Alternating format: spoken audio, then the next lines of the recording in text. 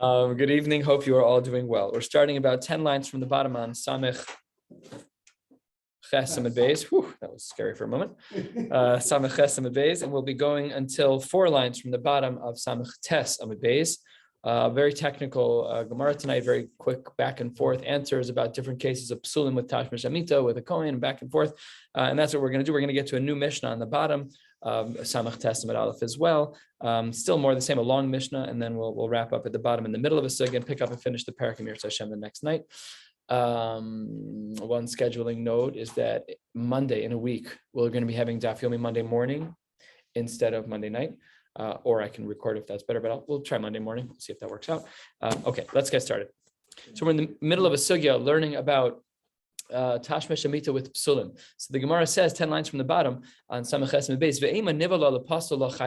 Maybe we should say that only when a woman is intimate with someone who has a chiyuv krisus, that's when she should become pasul. Says the Gemara, no. Ki tichye amar rachmana hanach deisbu havaya. So we've seen this a number of times. I'm not sure where the etymology came from, but the word havaya is a reference here to kiddushin, someone who is marriageable, but someone who has a chiyuv krisus is not marriageable. So that's what we need it to be the case. Chayve krisus la b'nei havaya. So no, it's not only with chayve krisus, but it's specifically our cases of psulim are talking about those who are eligible for marriage. Maybe we should say that if it's marriageable people, well, you can't get married to a goy. You could stand under the canopy and you could write a fake suba and you could do a fake kedushin, but it doesn't count.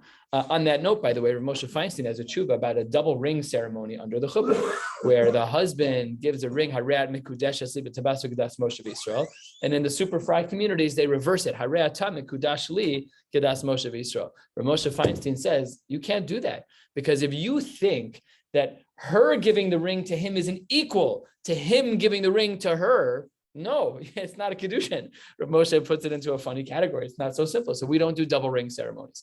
So there are those who wear rings in the community who are men in my family. My father wears one, Howard wears one. So that's great, but it can't be done under the chuppah. Rav Moshe writes. You can wear it afterwards, but you cannot do it under the chuppah. Anyways, with a goy, they're not marriageable anyway. So the Gemara says, Yihachi, 5-6 lines from the bottom, Samech Ches Amud Aleph, Yihachi ovid kochavim ve'eved lo lifsilu.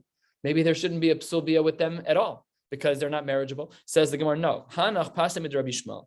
They are considered pasul with Tashmish Amita with a Jewish woman because of Rabbi Shmuel. Rabbi Yochanan mishum Rabbi Shmuel. Ninayin lo v'kochavim ve'eved shaba al bas Yisrael ve'al kohenes u'levia sheb saluha. How do we know that if these two gentlemen, an oved kochavim and an eved, that they are going to pasul a kohenes, a levia, and a kohenes and levia? How do we know? Shneimar ubas kohen kisiya almana ugrusha. Rashi at the bottom helps us understand what's going on. Last Rashi on the page. That's not right. Rashi. Oh yeah. So well, it's cheating a little. We're going to read the last Rashi first, even though the words are on the top of the next page. Rashi says, "Mishesh ani kore ba v'shava el beis avia milechem avia tochal," that she's allowed to eat. She's allowed to eat bread. So what does this mean? Uvaskon kitzi al almanu grusha. When she's an almanu grusha, she's allowed to eat truma. Top of Samech Tes Amud Aleph, misheyesh lo almanus v'gerushin ba. Only for people who have almanus and gerushin, which is Jews. Yatsu ovid kochavim ve'eved she'en lo almanus grusha, where they would not be eligible for truma. In other words, they would be psula. So it says the Gemara Ashkechan Kohenes. What about Levi Yisraelis Minalan? How do we know the pasuk only says ubas kohen? So that was what the pasuk says on the bottom. It doesn't say ubas kohen, ubas levia, ubas Yisrael. It only says ubas kohen, that she's the one. So how then says the Gemara? How do we know about Levi and Yisrael from the psukim? So says the Gemara, like we saw yesterday on Shabbos, Kid Amar Rabbi Abba Amar Rab Bas Ubas. When the pasuk says Ubas Kohen, the vav is extra. It's not just bas, but it's uvas hachanami. Rabbi Abba Amar Rab's drasha was elsewhere, but we're applying the same logic here. Hachanami bas ubas. And who is this like? Kiman. Rabbi Akiva the darshe vave. This is like the shita of Rabbi Akiva, who darshins the extra letters of vav. The chachamim don't darshan the letter vav. So says the Gemara, don't worry. Afilu tema rabbanan kula uvas kroya seirahi. The whole word uvas is extra, and therefore from this pasuk we're able to learn kohenes, levia, and Yisraelis who are nivala to an eved or to an akum that they are pasul. This lechora is l'maisak, and we don't have a beis hamikdash, but it should be the case that any woman who has tashmish amita with a goy or with an eved, she would be psula for truma. So bimher of Yemeni, the beis hamikdash is going to be built, and there's going to be truma tomorrow. Any woman who has slept with a goy or an eved is absolutely not allowed to have truma. Hard stop, no heterim. It seems from the Gemara very, very categorical. All right, let's continue in the sugya. Maybe ve'ema mishi yeshlo. This is a very nuanced question, and it actually requires a lot of research that we don't have time for, but it's a subtle question. The Gemara says maybe we misunderstood the pasuk. Maybe instead of understanding the ubas kohen kisi almano grusha, the pasuk that we just quoted on the bottom by Eved and Akum, maybe the parameters are a little different for when she becomes puzzle. Maybe we should say ve'ema mishi yeshlo almanos v'gerushin ba, a Jew who can create a scenario of almanos and gerushin, which is not an Eved. Ki les le zera ka'achla. If she doesn't have kids, she can eat truma. Ki is le zera lo achla. But if she does have kids, she can't eat truma. And by an Eved and Akum, mishe ein lo almanos by these Eved and Akum, maybe we would say Afal Gav the Islay Zera Nami Techel, because as Rashi highlights over here, Rashi says 3 lines down, Afal Gav the Islay Zera Techel Uche Behema Be'alma Chashi. We don't that child, the Tashmish Amita, it's like a behema with a guy. We don't. It's Tashmish Amita, but they're not a yid, and we treat them zirma susim zirmasim. We don't treat it like a real Tashmish Amita. So maybe we should say that by the Eved and Akum, you should be able to eat truma, not like the drasha Rabbi Shmuel says. No, im kain riboy levi v'Yisrael. That doesn't make sense. If what you're saying is that the goy and the Eved who sleep with a woman, who have a child with that woman, that they are allowed to eat truma, then it doesn't make sense with the extra letter of vav, with uvas. And you've brought in a drasha of Levia and well, then it doesn't matter. If what you're saying is that the tashma shemita with a guy is irrelevant, it's kibehema, and therefore they're allowed to eat truma, then we don't understand the rest of the pasuk. What's uvas? So therefore it can't be. Says the Gemara, Ula Rabbi Akiva, we have a side issue here because we've learned earlier in this Masechta that according to Rabbi Akiva, he says, the Amar, Ein Kiddushin Tofsin B'chai Ve'lavin. Rabbi Akiva was of the opinion that if there is a chai ve'lav and a tashma shemita which has a chai ve'lav, it's not a chiyuv kares, it's just a regular isur deraisa. He holds that the kiddushin are not tofsin. So let's say that you have a woman who's divorced who wants to marry a kohen. So the way that we paskin in halacha is that the marriage works, but it's asur. Rabbi Akiva holds no, the mechanics of the marriage don't work. You're sleeping with you're both unmarried, but in the same house. That kiddushin doesn't work. We don't pasuk in that way. We don't pasuk in Rabbi Akiva, but according to him, says the Gemara, what does the pasuk mean when it says umay kisihya leishzar? If you remember from where we started today, that we said it couldn't be people who are chayve krisus because the pasuk says kisihya, and sihya is lashon havaya, which is lashon of kiddushin. So it says Rabbi Akiva, the case that we're talking about where she becomes psula to a Jew who she's usher to marry. Well, then how are they married in the first place? Because Rabbi Akiva is of the opinion that chayv elav there's no tfisas kedushin.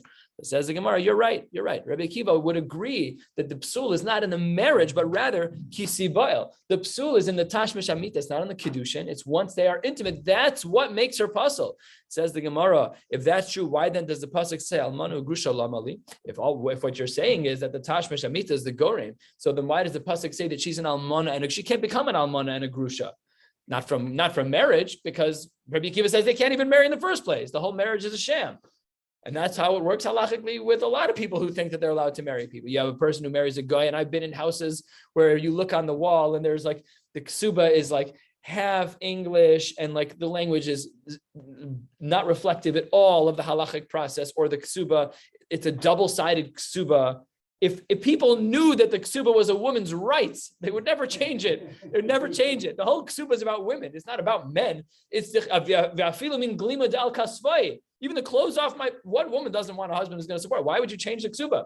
Okay, so they changed the ksuba. And then it says on the bottom, Reverend so-and-so and Rebbetzin Betsy and all the other people who signed the ksuba. So that they changed the whole thing. But that kiddushin is a zero if the husband's a guy or if the wife's a guy. It's a zero. It's not kiddushin bichlal. Forget about Rabbi Akiva. It's zero kiddushin. So Rabbi Akiva says even if they were Jewish, but it was an Isser Daraisa, it wouldn't be a marriage either. So then Gemara says, why then does it say Almana Grusha? According to Rabbi Akiva, if it's true that Chayve Lavin, there's no Tfisas kiddushin, so why does the pasuk say Almana Grusha? Says the Gemara, Almana lahachmir aleha, ugrusha lahakel aleha.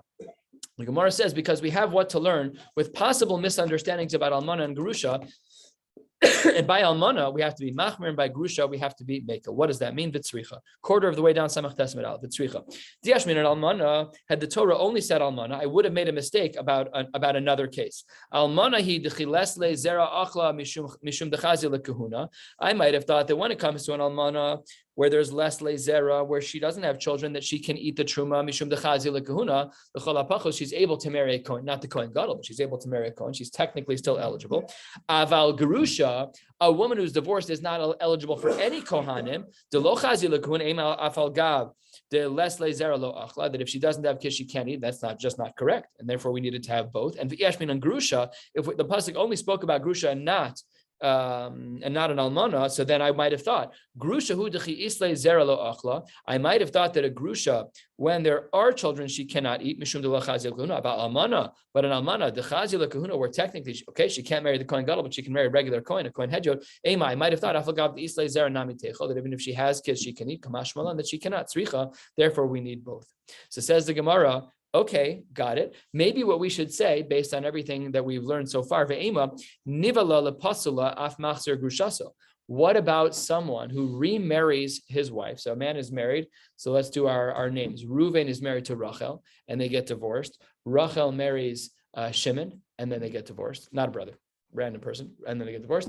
And then the couple tries to rekindle the old flame, and they remarry again. But she's asuratim. You're not allowed to remarry a woman once she's been married to another man. So the Gemara says maybe we should say that in that case it's a psul as well. It's asur for sure, but is it also a psul for truma? Says the Gemara, a very interesting answer. Ish zar amarachmana mishazaretz lameikara la'afuke haid lo zaretz lameikarahu. Fascinating. So it's a case of machzer grusha. So again, Reuven's married to Rachel. They get divorced. Rachel marries another man in the community. Mutter v'mutter. Then they get divorced. Everything's halachically fine now. And now the original couple, Reuven and Rachel, want to get back together. So it says the Gemara, not allowed to do that. However, it's not a psul because they've already been with one another. Because there was already intimacy between them. Because they're already married. That's not begeder ish zar. That's not considered an ish zar, and therefore she's still going to be shayach to truma. Says the Gemara, Ihachi, what about a halal? Delav zarhu. There could be a person who's a halal. They're not a zar. Maybe they've already been married to one another. And the Gemara takes out the word meikara. Maybe lo lifsol. Says the Gemara, that's not possible. A halal has their own psul. Amakra lo halal zara ba'amav. Makish zaro lo. We compare the kohen gadol to his own child. Mahu pasel, just like the kohen gadol would. Mahu posel, just like a kohen gadol who was a halal would be posel. Avzaro nami posel. So therefore, we can't have any havamina that a halal, even though he's familiar to the woman, would not be a psul. He, of course, is. Maybe we should say that the psul is only from the time, or I should say at least from the starting point of the kiddushin. Says the Gemara, Dumya de kohen gadol ba'almana. It's that we have to compare the time when the psul kicks in to a kohen gadol ba'almana. Ma kohen gadol ba'almana b'bia. It's not the kiddushin. It's tashmish amit, as we saw earlier. Af hai nami b'bia. The only time the psul kicks in is with bia. So let's say that you get engaged to this person you're puzzled to, the kiddushin, harad mikudeshesli. That doesn't make the person puzzled. Only tashmish amita. Okay. Maybe we should say that there's kiddushin and tashmish amita, and the psul requires both elements to make someone puzzle. Both kiddushin, harem mikudeshesli, and then tashmish amita. Says Gemara, no, do me the kohen gadol ba'almana. My kohen gadol ba'almana b'bia lechuda. Only the bia alone. In other words, let's say that they had tashmish amita, an almana and a kohen gadol, even without kiddushin. The halacha is that big problem. She's psula. So the only thing that makes a person puzzle is the actual tashmish amita, not the halachic engagement, not the halachic marriage, only tashmish amita. Now, all of this, all of today so far, and half of what we learned yesterday was all within the first shita in a particular brisa that we were learning on Maseches Aleph. Now we're moving on to the next part of that brisa, another shita, which I said yesterday we're going to analyze today, and here we go. We're 2/3 of the way down, and the Gemara says, Rabbi Yossi Omer. Rabbi Yossi had a different parameter for psulim. He said, Kol shezaro pasel posel. It's important to catch the letter differences here. It's Kol shezaro pasel. Anyone, had that person had a child, that his child would be pasel, therefore he himself will be posel and bia. Okay, so Reuven has a child. If Reuven has a child with this woman and the child would be a pasel, then he's posel the woman that he sleeps with. That's what his parameters are. And the opposite, v'chol she'ein zaro pasel, eino posel. And any child that he would have with this woman which wouldn't be pasel, then the woman herself is not going to be psula. Says the Gemara, if we were to go back into yesterday's brisa on the bottom of Maseches Aleph and compare and contrast this understanding with what we learned, we would see that the Tanakama and Rabbi Yossi are very similar. So the Gemara says, "My ika bein Tanakama and Rabbi Yossi." What's the difference between the two shitas? And the Gemara responds as follows: the difference between the Tanakama and Rabbi Yossi is as follows: Rabbi Yochanan, Mitzri Sheni, a Mitzri in the second generation, ve'adomi Sheni, and someone from Edom in the second generation, ika beinayu. That's the difference between the Tanakama and Rabbi Yossi. And both of them learned from the same source, which is a Kohen Gadol who is with an almana. And here's how the Tanakama understands it. Tanakama savar as follows: Ma Kohen Gadol be'almana shebiyaso be'avera uposel. Just like a Kohen Gadol when he's with an almana, the tashmish amitas aser, and he pasels the almana. Af hai, here too, when it comes to the mitzri sheni, the adomi sheni, nami posel. However, Rabbi Yossi savar ke Kohen Gadol, he says, yes, we absolutely can compare to a Kohen Gadol, but not in the same exact way as a Tanakama. Rabbi Yossi says that the drasha should be as follows. And drasha is not the right word. The hekesh. Ma Kohen Gadol shizaro pasel uposel. Just like the Kohen Gadol whose sons are pasel and who are also posel. Afkol shizaro pasel posel. Anyone whose children can be both. They have a double-edged challenge to them that they are pasel and they can be posel. What does this exclude, and what is therefore the difference in Tanakama and Rabbi Yossi? Lafuke mitzri sheni de'ein zaro pasel, because the descendants of a mitzri are not all pasel. How do we know that? Because the pasuk says, once we get to the third generation of the mitzrim, no problem, they can marry into Klal Yisrael. I've done brises for people who are Egyptian before. At least one side is Egyptian. Now that's if they're a goy. If they're a yid, of course that's fine. But if they're a goy, so it doesn't apply now because there's been many generations. But if you have a mitzri and you lived right after Yetzias Mitzrayim for those first two generations, it's an Isser D'Oraisa to marry the mitzri for two generations. So that's the nafkamina between the Tanakama and Rabbi Yossi. And that brings us to the third shita from our brisa that we started with on Shabbos Samaches Aleph at the 2.12 lines from the bottom. Reb Shimon ben Gamliel Omer, Kol shatan nose bito, atan nose almanuso. Anyone with whom you could marry their daughter, then the Kohen could also marry the almana. Because remember, an almana is only restricted from a Kohen Gadol, but not from a Kohen Hedyot. How do we understand this? My ika ben Reb Yossi, the Reb Shimon ben Gamliel. Reb Yossi shita and Reb Shimon ben Gamliel shita seem to be very similar. So says the Gemara, Amar Ula. Ula answers, Ger, Amoni, Umoavi, ika benayu. These three nations are the difference between them. Ushneim lo limdu al Kohen Gadol v'almana, and they also extrapolated their shitas, the shita of Rabbi Yossi and Reb Shimon ben Gamliel. They learned them out from the same area of halacha as did the previous question between the Tanakama and Rabbi Yossi, which is from the Kohen Gadol and an almana. Last short line on Samach Tesamav, the Gemara says, Rabbi Yossi Savar, what was his shita? Ma Kohen Gadol be'almana shezaro pasel uposel, that his progeny have that double-edged challenge that they are both pasel and they are going to pasel others. Av kol shezaro pasel posel. The same would be true with the ger, Ammon, and Moab. And Rashbag Savar a little bit differently. Ma Kohen Gadol be'almana kol zaro pasel uposel. He says, just like a Kohen Gadol and an almana, that all of their children will be pasel and posel. And the word shekol here means to imply both boys and girls, and therefore af shekol zaro pasel uposel. Anyone who's going to have all the male and female descendants be pasel and posel, okay, they'll all be in the same category. But what does that exclude? La'afuke Amoni uMoavi. That's not the same for Ammon and Moab. Why is that? De'ein kol zaro pasel. Not all genders are restricted from Ammon and Moab. What is the case? Damar mar Ammoni velo Ammonis. The restriction is on the men of Ammon and not the women. And Moavi velo Moabis. It's very interesting because the story of Lot and his daughters is where Ammon and Moab come from. And the violators were the daughters. It's a little bit strange why the men are being given the consequence here, but that's the drush in the Torah. I think it's because of coming out. Yeah, right. And only fault the men for not coming green. It's just shocking because the whole thing started with the daughters. Gross, but, no, that's what I'm saying, but like, right. Because they didn't take it, they didn't Right. treat us well. Right. When we were coming. Right. That is definitely, I've definitely heard that before. I didn't think about that. That's probably what it says here also. Rashi doesn't say that, but the Psukim and Chumash do. So, okay. So that brings us to the end of this first section. If you want to do a quick chazara, you can look back at the brisa. That's 2/3 of the way down on Samaches Aleph, and the pieces should click together very nicely in regards to the Tanakama, Rabbi Yossi, and Reb Shimon ben Gamliel, which is what we've just learned over the last plot.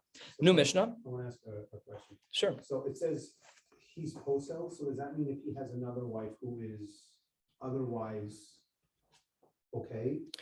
You always have to look at whether or not the two people are allowed to marry. Right. There has to be an isser in the marriage and then a psul. So the first wife is the psul, but the second wife is not. The second wife is No, we're not. So there are two layers of the Gemara. What we've been discussing primarily today is only about an isser to eat truma, is to passel her from truma. But there's another possibility, which is, are you also going to passel them from other kohanim? So that we learned a little bit on Shabbos. So there were 2 layers with some of the sugyas where that was true. So you have to dig into every case. Is it only a limitation in truma, or is it also a limitation in kahuna? Right, exactly. So then what happens if it's not a Kohen? Then no problem at all. Then the problem dissolves because then there's no truma shaila because you're Yisraelim. Questions goes away. Doesn't make the marriage mutter necessarily, right? If you marry a mamzer, so yeah, it might be a problem if you're a kohenes, but the marriage is usher, but you can't become a psul when there's no kohanim involved. It doesn't matter. You might forbid that woman from marrying a kohen down the road. That's possible. Next, Mishnah, 2 lines from the bottom.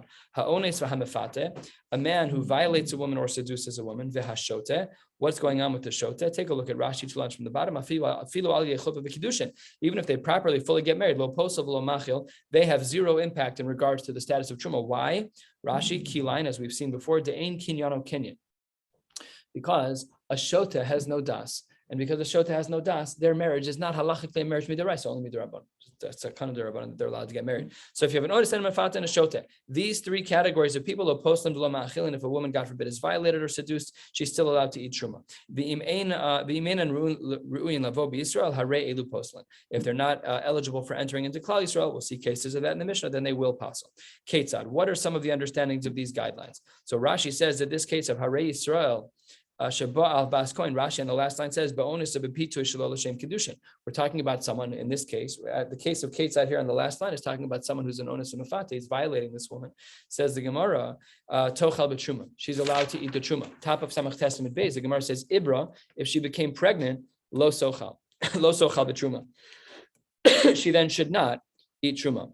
If the child begins to quote unquote fall apart or get cut from inside, this is what we would refer to in our modern language as a stillborn, a child who is in utero but no longer viable.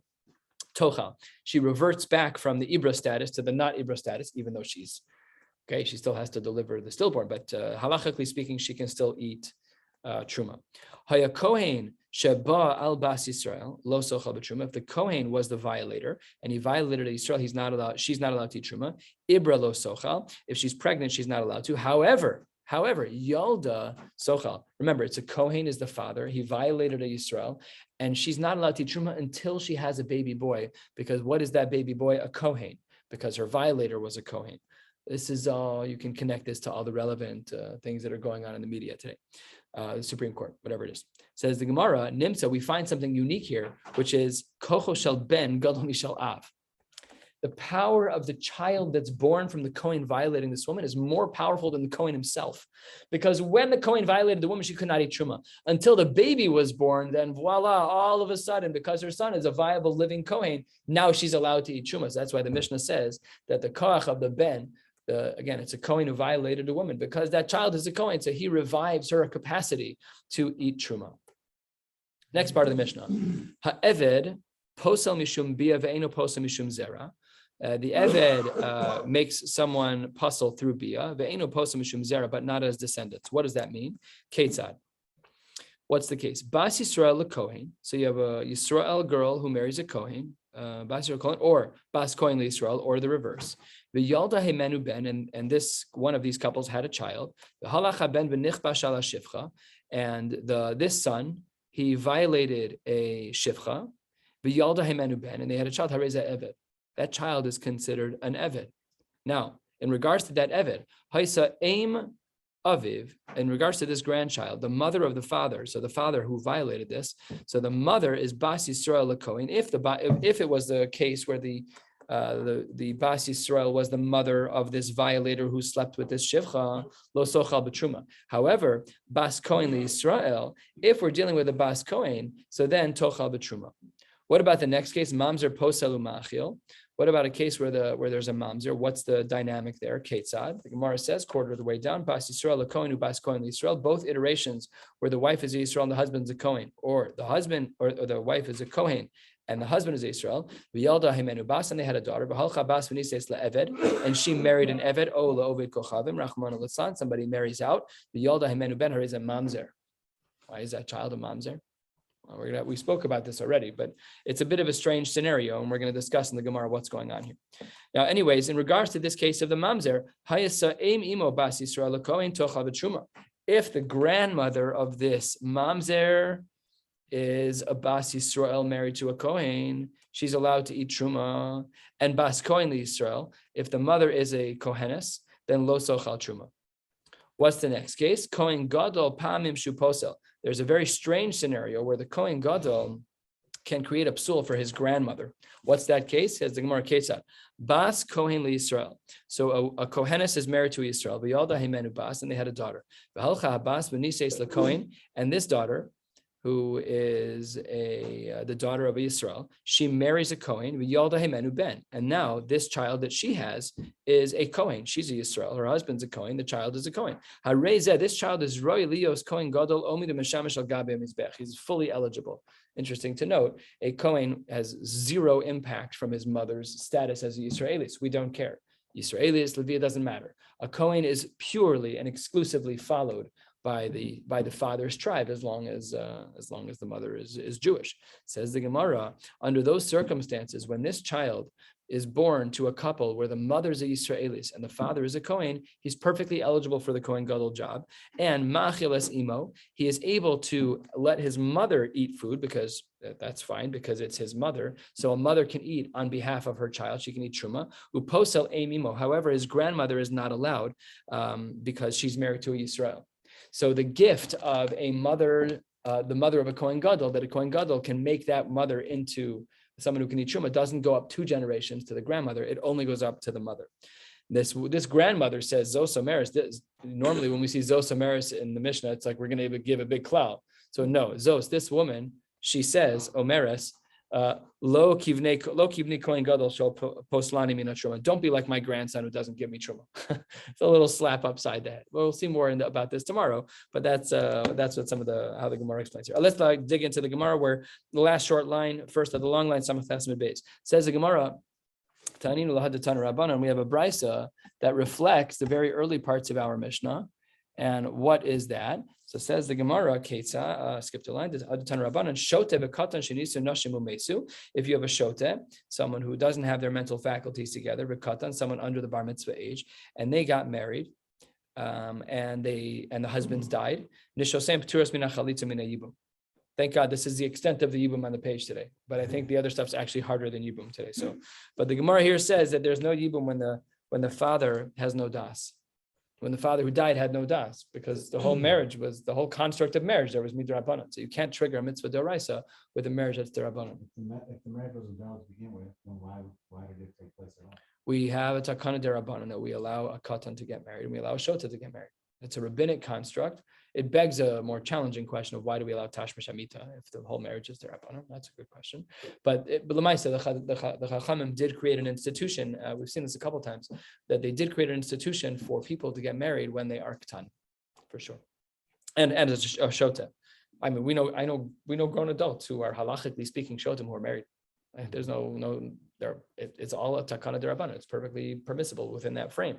But they have no das. So when they die as a husband and their wife falls b'yibum to the brother, the whole marriage was a rabbinic construct. So you can't trigger yibum, which is a din d'oraisa, because of a marriage, which is a rabbinic construct. Is there not the mina if they were always a shota, or after there was a stroke or something and it happened afterwards? It's a crazy tshuva in Igros Moshe about this, where husband and wife were married. The husband was in a coma.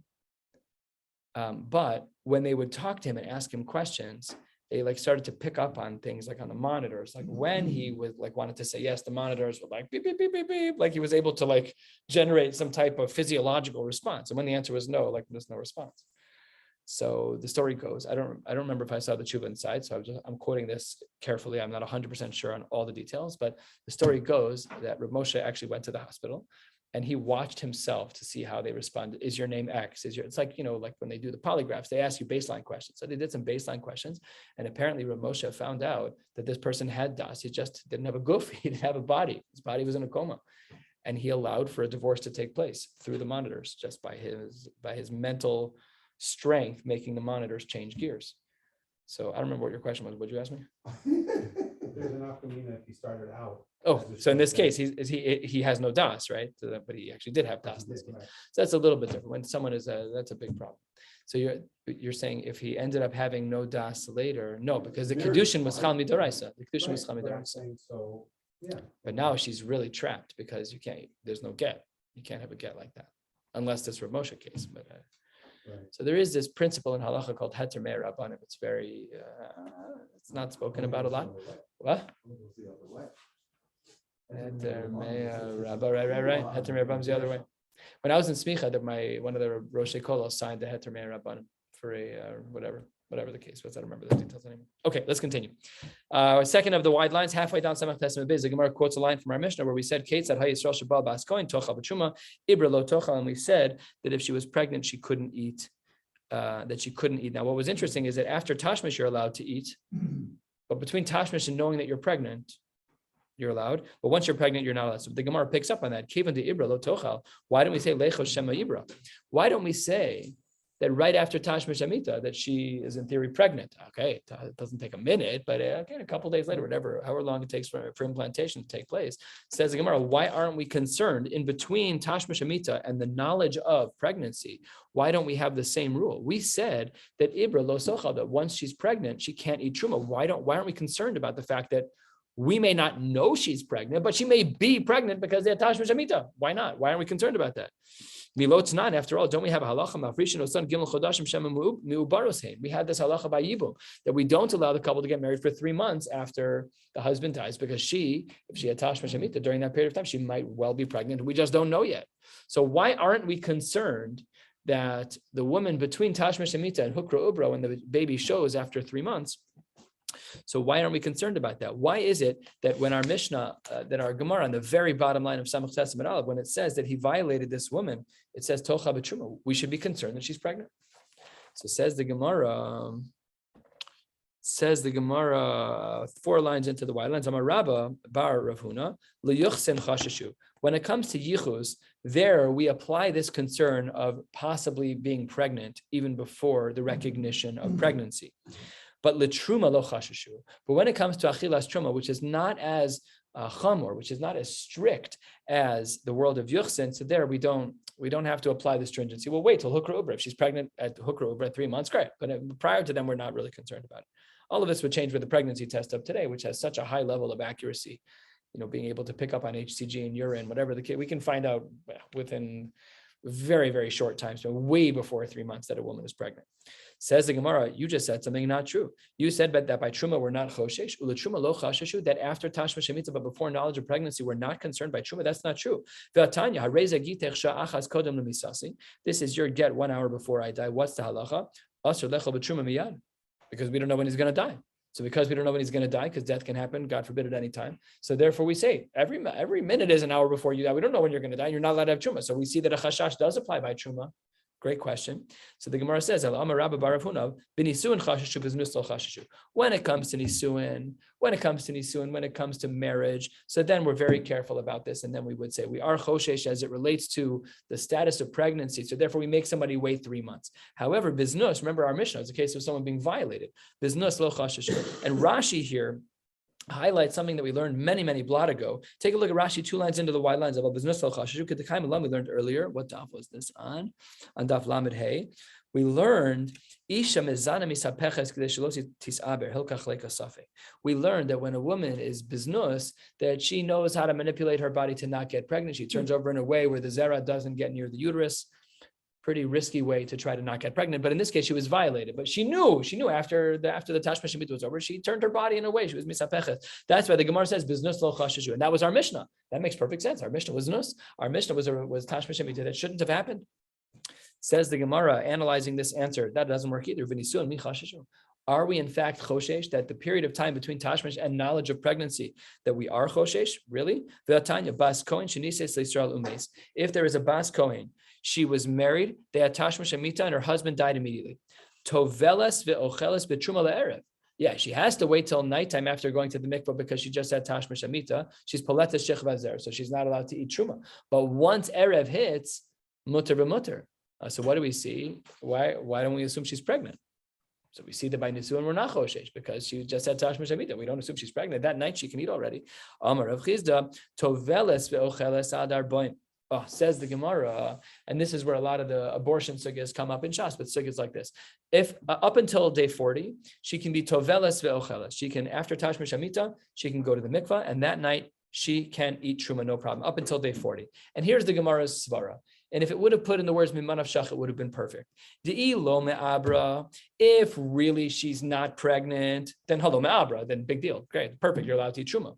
However, de'i me'abra, if in fact she is pregnant, okay, but adar ba'im maya be'almahu. Up until 4 days, the fetus has the halachic status of water, in which case eating truma isn't a big deal if she's pregnant because we don't view that as pregnancy until day 40.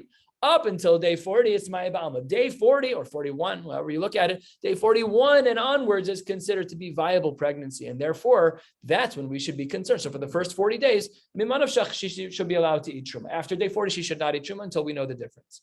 So that would be the way that this would play out, is that after a woman has Tashmish Hamita, up until day 40, she can eat truma without hesitating. From day 40 until, let's say, 3 months, until she shows whether or not she's pregnant, then she cannot have any truma. Says the Gemara, Amar le Abaye, if that's true what you're saying, then I don't understand the rest of the brayso. Ema seifa, hukar ubra b'me'eha tehemikol kelas lemafreya.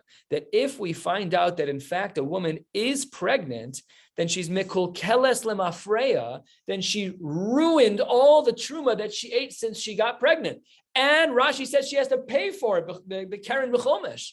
She has to pay the penalty for eating truma that she should not have eaten. So what do we see from here? Hukar is not the day 40 answer is not a good answer because we saw that this brayso writes, and this is Abaye's argument to Rabbi. No, day 40 is not a good measure because we see that if retroactively you're pregnant, you've ruined all the truma. You have to pay for it. So what about day 0 to day 40? You're not allowed to eat truma. So says the Gemara, when we backtrack, we only backtrack to day 40. So what that means is any truma that she ate between day 41 and day 120, when she finds out, let's say she finds out on day 120 she's pregnant, a hukar is 3 months, 90 days, right? So let's say by day 90 she finds out, so anything between day 41 and 90, if she ate truma then and she turned out to be pregnant, yes, of course she should pay for it. Of course she should. But 0 to 40 is maya ba'alma. 0 to 40 is maya ba'alma. In our world, but in their world, it was hukra ubra. They waited till she started showing. We didn't know. Someone on my block didn't find out she was pregnant until 37 weeks. She couldn't tell. True Maisa. So things happen. I'm just saying things happen, but we don't. Back in the day, forget it. They didn't have pregnancy tests. They didn't have anything. It was hukra uber or bust. They didn't have any other way of knowing. But if a certain function stops happening, So say you're right, but maybe they were nursing and they were misulekas damim. That's 100 reasons why a woman could miss her period. Nowadays, too, women on an IUD, for example.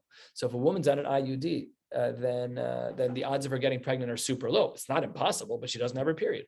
So, okay, they didn't have exactly that back in the day. They had their periods back in the day. They couldn't stop them medicinally like we, but this was how like Rabbi Yashiv had a whole tube about this, that if a woman's period was happening early on, so this was before they had medication. So he had this whole chap that the way that a woman who was ovulating during her menstrual cycle could still get pregnant it was a theoretical idea and they rejected it, is that they insert a tube that meets with the uterus so that the blood of the uterus never touches the walls of the body on its way out.